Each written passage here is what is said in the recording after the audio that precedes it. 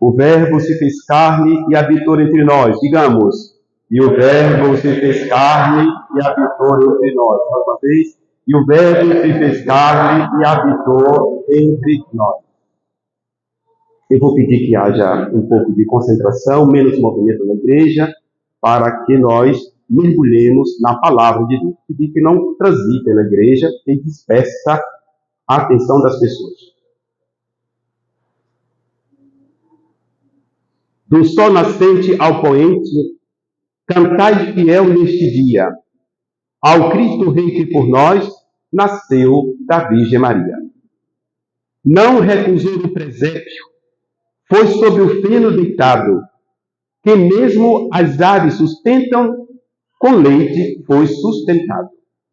Reverendíssimo Padre Áureo José de Oliveira, meu padrinho, muito obrigado pela sua presença, sempre tão querida na nossa comunidade. Queridos irmãos todos, em nosso Senhor Jesus Cristo. Ouvimos a primeira leitura, Isaías 52. Este poema nos assegura que as profecias serão cumpridas. A palavra diz: Deus não é homem para mentir. Nós mentimos, prometemos e não cumprimos. Deus cumpre o que promete. Por favor, eu quero que não transitasse na igreja. É um hino de libertação que nos tira da sonolência. Há uma sonolência espiritual. Este hino nos tira dessa sonolência, nos tira do desânimo e do luto. Disse o profeta: desperta, desperta, reveste a tua força, ó Sião, põe o teu vestido de festa. Isaías 52, 1. A cidade será restaurada, não haverá incircunciso impuro, não haverá escravidão. Isaías 52, 2 a 3. Com efeito, diz ainda o profeta, assim diz o Senhor, sem paga fostes vendidos, sem dinheiro haver de ser resgatados. As Escrituras testificam, pois Deus amou tanto o mundo que entregou o seu Filho único, para que todo o que nele crê não pereça, mas tenha a vida eterna. É o dom do Natal, é o dom da vida eterna. Queremos a vida eterna. Queremos a vida eterna, queridos irmãos. O Verbo se fez carne e habitou entre nós. Digamos, e o Verbo, mais uma vez, e o Verbo se fez carne. Está em João 1,14. A história da salvação alcançou o seu ápice em nosso Senhor Jesus Cristo. Está escrito em Hebreus 1 a 6. Muitas vezes e de modos diversos, falou Deus outrora aos pais pelos profetas. Agora, o agora de Deus, no agora eterno, neste momento, agora, nestes dias que são os últimos, falou por meio do seu amado Filho, nosso Senhor Jesus Cristo. O Papa Bento XVI escreveu textos elucidativos sobre o mistério da encarnação. Assim ele diz: aqui a palavra não se exprime primeiramente no discurso. A palavra de Deus não é um discurso. Não é um discurso em conceito ou regras, mas vimos-nos colocados diante da própria pessoa de Jesus. É por isso que eu peço silêncio na igreja, na proclamação da palavra, na explicação da palavra, porque nós não estamos comunicando qualquer coisa. Estamos comunicando o próprio Deus. Comungamos o Senhor Jesus Cristo na sua palavra.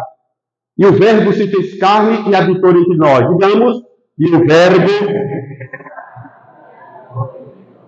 a sua história única e singular, é a palavra definitiva que Deus diz à humanidade.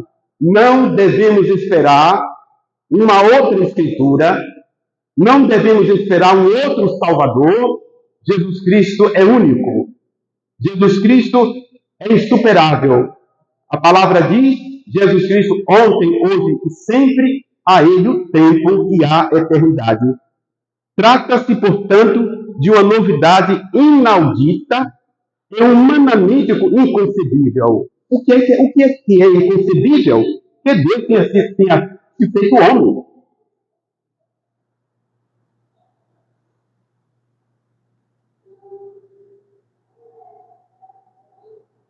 O Verbo se fez carne e habitou entre nós. Digamos, o Senhor Jesus é a última e definitiva palavra de Deus para o mundo. A revelação nele é completa, final e homogênea. A palavra diz em Hebreus 1, 2, a quem constituiu o herdeiro de todas as coisas e pelo qual fez os séculos. Coisa linda, não é? Jesus é herdeiro de todas as coisas e através de Jesus o mundo foi criado. Trata-se do papel do Filho como redentor e mediador da criação. Ainda diz a carta aos Hebreus, ele é expressão de sua substância, da substância do Pai. O que é que quer dizer? Que o menino que nasce é verdadeiro Deus e verdadeiro homem. E o Verbo se fez carne e habitou entre nós. Digamos, e o Verbo se fez carne. À luz desta verdade, manifesta-se a quem acolhe com fé. Aqui, basta a fé para acolher no coração. Sem fé, o Natal não passa de uma data no calendário. Não, porque ele é um mistério de amor. Somente aqueles que se abrem ao amor são envolvidos pela luz do Natal. Assim sucedeu na noite de Belém e assim é hoje. A encarnação do Filho de Deus é um acontecimento que se deu na história, mas ao mesmo tempo ultrapassa a história. Na noite do mundo, acende-se uma luz nova, que se deixa ver pelos olhos simples da fé, pelo coração manso e humilde de quem espera o Salvador. Se a verdade fosse apenas uma fórmula matemática, em certo sentido, importar-se-ia ou teria suporte por si mesma. Mas, se a verdade é amor, requer fé, o sim do nosso coração. Santo Agostinho, no Tracto 72, ao referir-se ao que diz a Bíblia, o Verbo se fez carne e habitou entre nós, amaestra-nos que o próprio nascimento de Jesus se converteu em colírio para a humanidade. Os olhos do nosso coração serão limpos para que possamos contemplar a majestade do recém-nascido reclinado em um presépio através de sua humilhação na carne. O Verbo se fez carne e habitou entre nós. Digamos, mais forte, o Verbo se fez carne e habitou entre nós. O Verbo se fez carne, ele curou as nossas feridas e vimos a sua glória. Se os olhos não tivessem sido curados, ninguém poderia contemplá-la através da humanidade do corpo humano assumido por obra do Espírito Santo no seio da Virgem Maria. Queridos irmãos, o pó do pecado penetrou nos olhos da humanidade. A terra feriu os olhos e o homem ficou impossibilitado de contemplar a luz. Os olhos cegos, portanto, são ungidos pela unção santificadora de Cristo. Ele foi enviado à terra maculada para curá-la. Tu ficaste cego com a poeira e foste curado com a poeira. O Verbo se fez carne e habitou entre nós. Digamos, e o Verbo tornou-se logo pelo seu nascimento um colírio, capaz de curar os olhos enfermos, a fim de que os vícios da carne se extinguissem e, através de sua morte, a morte fosse sepultada. O Verbo se fez carne e habitou entre nós, para que pudéssemos dizer e vimos a sua glória, cujo resplendor se manifesta na humildade do seu nascimento. Caríssimos irmãos, edificai-vos na fé e cuidai das boas obras, fé e obras. Não querais retroceder, afastando-se de Cristo, o único Senhor e Salvador. O Verbo se fez carne e habitou entre nós. Digamos, e o Verbo se fez carne. A natureza humana pura e santa entrou como princípio renovador na genealogia deteriorada da raça de Adão, sem ser afetada pela corrupção. Belém tornou-se o elo entre o céu e a terra. Ali encontraram-se Deus e o homem, e olharam-se face a face. Na encarnação, o Pai preparou a carne humana, o Espírito a formou e o Filho a assumiu, constituindo o mistério que nós chamamos de união hipostática. E nascendo em Belém, veio realmente nascer nos corações dos homens. Muito importante. Nascendo em Belém, ele veio realmente nascer nos corações dos homens. Nos fala Futushkin, quem importaria que ele tivesse nascido 1000 vezes em Belém, mas não se dignasse nascer também no coração do homem?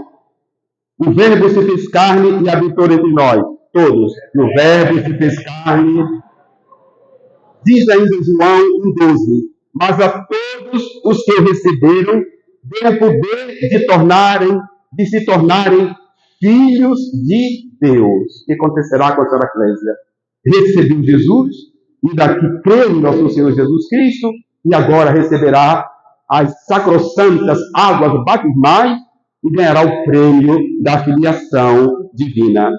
Eis o começo da nova humanidade, arrancada do material da raça decaída.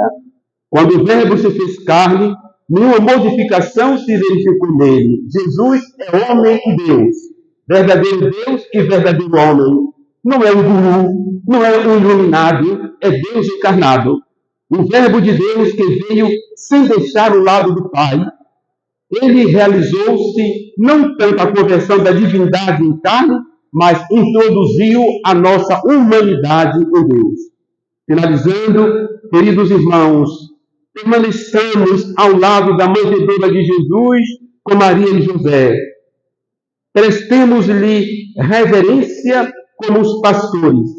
Ofereçamos-lhe o incenso da nossa prece. Muito importante isso. Ofereçamos-lhe o incenso da nossa prece, da nossa oração, a mirra da nossa humanidade e o ouro da nossa caridade. O Verbo se fez carne e habitou entre nós todos, e o Verbo se fez carne e habitou entre nós. Amém.